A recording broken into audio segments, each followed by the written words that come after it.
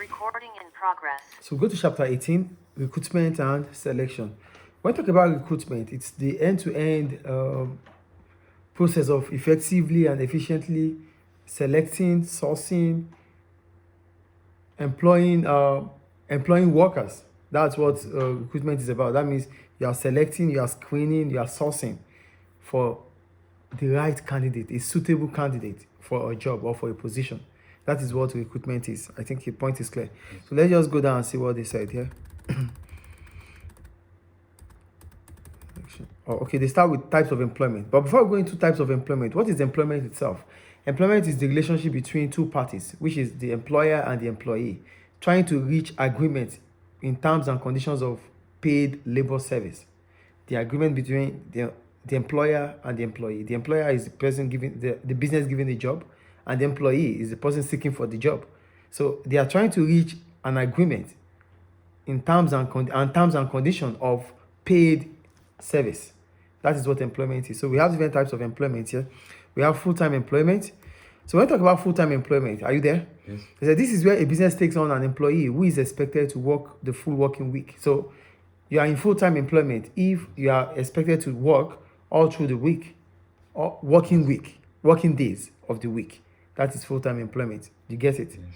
And for part-time employment, that means you are going to work few hours than full-time workers. You're going to work few hours than full-time workers. That's the difference between a full-time employer, a full-time employee, and a part-time employee. A full-time employee works throughout the weekdays, and a part-time employee works fewer hours than the full employee. I think the point is clear. Then we have job share too. For job share, this is where two or more people, mostly two people, have to divide the job of a full-time. So there's a full-time job. So we are supposed to work for 24 hours. Maybe we are supposed to work for 24 hours. So I'm going to work for the first 12 hours. You're going to work for the next 12 hours. That means we call it job share. Do you understand? Yes.